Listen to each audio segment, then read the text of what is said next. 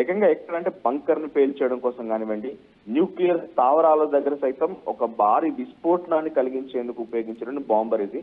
Russia indigenous weapon fab 3020 ఈ bomb ని air క్రాఫ్ట్ల సహాయంతో నిన్న ఉక్రెయిన్ లోని ఒక ట్రాక్ పైన వేసింది, ఒక బ్రిడ్జ్ పైన వేసింది రష్యా.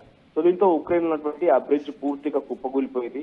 ఉక్రెయిన్ ఉన్నటువంటి చాలా స్థావరాల్లో కూడా ఇప్పుడు ఇది ఒక బంకర్స్ దగ్గర కానివ్వండి, ఇండస్ట్రియల్ సైట్స్ దగ్గర కానివ్వండి ఈ బాంబును వినియోగిస్తూ ఉంటారు.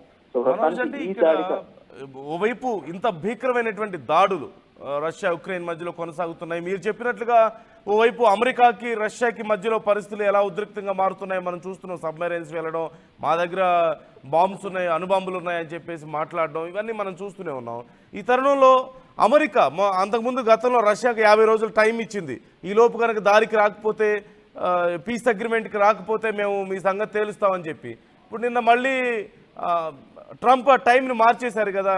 10 to 11 days లోపు మేము టైం ఇస్తున్నాం, ఆ 50 days కాదు, అది తీసేద్దాం, 10 to 11 days ఇస్తున్నాం టైము. ఈ లోపు కనుక మీరు శాంతి ఒప్పందాలకు రాకపోతే మేము ఏదో ఒకటి చేస్తామని చెప్పి మాట్లాడుతున్నారు.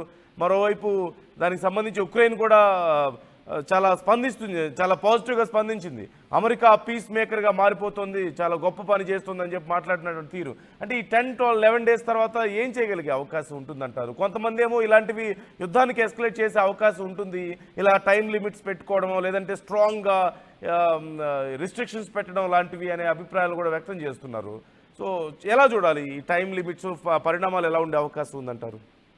Definitely Nandu there is a escalation process జరుగుతోంది. డొనాల్డ్ ట్రంప్ దీన్ని ఎస్కలేట్ చేస్తున్నారు, దీన్ని రెచ్చగొట్టే ప్రయత్నం డొనాల్డ్ ట్రంప్ చేస్తున్నారు. ఒక విషయం మనం చాలా క్లియర్ గా మాట్లాడుకుందాం, ఓపెన్ గా మాట్లాడితే ఈజ్ కంప్లీట్లీ ఒక మానసిక రుగ్మతతో బాధపడుతున్నాడు. ఎందుకనంటే నీ దేశాన్ని నేను ఎప్పుడు కొడుతూనే ఉంటాను, నీ దేశంలో రక్తం చిందిస్తూనే ఉంటాను, వేరే ఒక చిన్న ఉక్రెయిన్ లాంటి దేశంతో ఎప్పటికీ దాడి చేస్తూనే ఉంటాను, నువ్వు మాత్రం నేను చెప్పింది అలా వినాలి. ఇదేనా సాధ్యం అవుతుందా?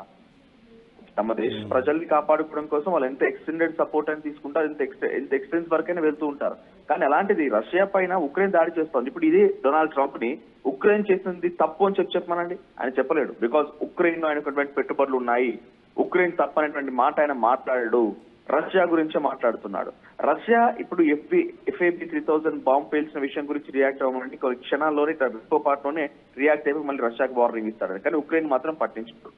ఉక్రెయిన్ కి వీళ్ళందరూ ఇచ్చేటువంటి ఈ తొక్కలో సపోర్ట్ చేయడం కారణంగా రష్యా పైన ఇంత భీకరంగా దాడులు చేసే ప్రయత్నం చేస్తుంది.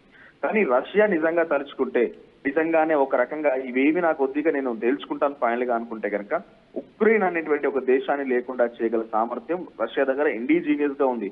మీద అమెరికా సపోర్ట్ కావాలనో లేకపోతే బ్రిటన్ సపోర్ట్ కావాలని అవసరం లేదు. ఇప్పుడు మధ్యలో డొనాల్డ్ ట్రంప్ వచ్చి యుద్ధాన్ని ఆపుతున్నాడు. ఇంకా ఇంట్రెస్టింగ్ గా నందు 2 days బ్యాక్ వైట్ హౌస్ నుంచి ప్రెస్ సెక్రటరీ కెర్లిన్ మాట్లాడుతూ వారానికో యుద్ధాన్ని ఆపాడు డొనాల్డ్ ట్రంప్, అది డొనాల్డ్ ట్రంప్ యొక్క చరిత్ర అంటున్నారు.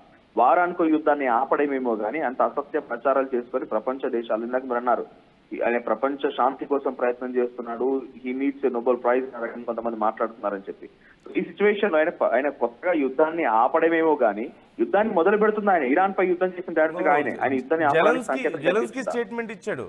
చాలా మంది ప్రజల ప్రాణాలను కాపాడడమే ట్రంప్ లక్ష్యం, ఆయన ఆ దిశగా చాలా తీవ్రమైనటువంటి ప్రయత్నాలు చేస్తున్నారు, ఇది చాలా గొప్ప పని అని చెప్పి ఆయన మాట్లాడారు.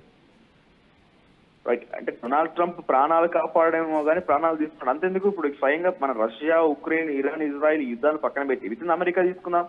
విత్ ఇన్ అమెరికాలో అక్కడ జరిగేటువంటి కస్టమ్స్ సంబంధించినటువంటి ఒక ర్యాలీలో ఎంతమంది పైన మరణం సృష్టించట్లేదన్నా, అక్కడ ఎంతమంది ఇంటర్నేషనల్ లెవెల్ ఏజెన్సీస్ తీసుకొచ్చి అక్కడ దాడులు చేయించట్లేదు.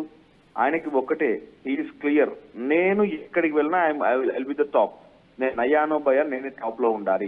ఇప్పుడు ఆయనకి ఏం అవసరం వచ్చింది రష్యా పైన డైరెక్ట్ గా సబ్మెరైన్స్ పంపించడానికి, న్యూక్లియర్ బాంబ్స్ పంపించడానికి, వార్నింగ్ ఇవ్వడానికి ఏం అవసరం వచ్చింది? ఉన్న పలంగా ఆయన వార్నింగ్ ఎందుకు ఇస్తున్నారంటే డైరెక్ట్ గా చెప్తే నా మాట వినండి, లేదు అని అంటే మాత్రం నేను చేస్తానని రకంగా భయప్రాంతకు గురి చేసే విధంగా ఆయన ప్రయత్నం చేస్తున్నాడు. ఒక చిన్న మాట్లాడందు, ఇండియాకి అమెరికాకి ఎటువంటి విభేదాలు లేవు, కానీ రష్యా దగ్గర నుంచి మనం ఆయిల్ రిఫైనరీస్ కొనుగోలు చేసుకుందామని చెప్పేటువంటి మాటతోనే ఏదో రకంగా ఇండియాని ఇబ్బందులు గురి చేయాలి. ముందుగా రష్యాకి ఆర్థిక వనరులు కట్ చేయాలి. రష్యా మాట్లాడడం లేదు, మిగతా దేశాలు పాకిస్తాన్ అంటే కుక్కలాగా నాకు చెప్తే నా చెప్పులు నాకు ఇద్దరు రకంగా పాకిస్తాన్ భావిస్తున్నాడు ఆయన. ఇప్పుడు ఉక్రెయిన్ పరిస్థితి అంటే ఉక్రెయిన్ ఏదో బాగా విర్రబీగుతున్నాడు జెలెన్స్కీ కానీ, ఒకప్పుడు జెలెన్స్కీ ట్రంప్ను విభేదించిన ఆయనే.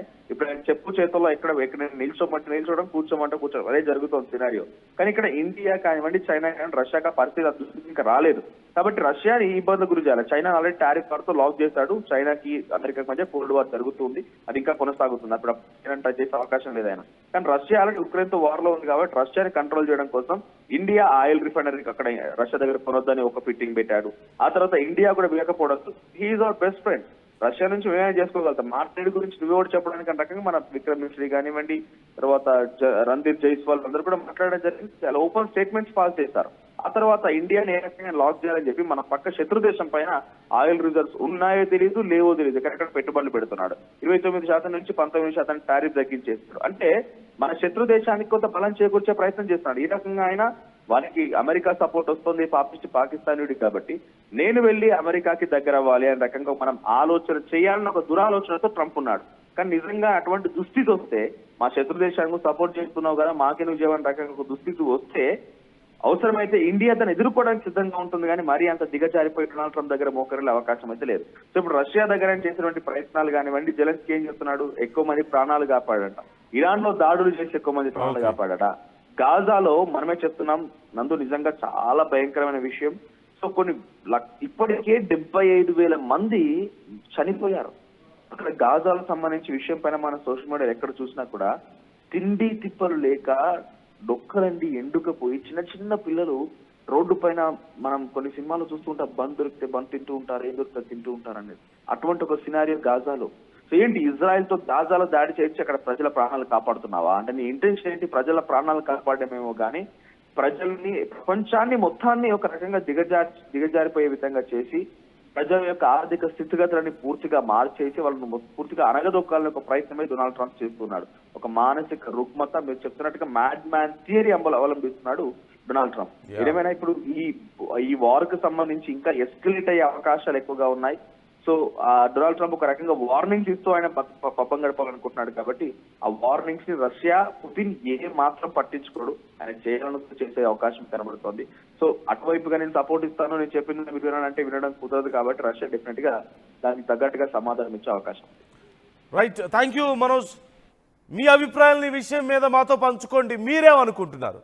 50 రోజుల సమయాన్ని 10 రోజులకి అమెరికా అధ్యక్షుడు ట్రంప్ తగ్గించాడు రష్యాకి ఇచ్చినటువంటి సమయాన్ని. ఈలోపు కనుక యుద్ధాన్ని ఆపేసి శాంతి ఒప్పందం చేసుకోకపోతే తర్వాత మీ సంగతి చూస్తామంటున్నాడు. ఇలా టైంను చేంజ్ చేయడాన్ని ఎలా చూడాలి? అసలు ఈ టైం లిమిట్ పెట్టడాన్ని ఎలా చూడాలి? ఒకవేళ టైం లిమిట్ని క్రాస్ చేస్తే అమెరికా ఏం చేయగలుగుతుంది?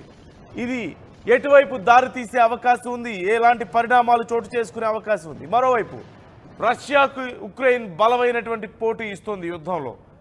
మరి రష్యా ఉక్రెయిన్ వార్ ఇలాగే కొనసాగితే ఏం జరగబోతోంది?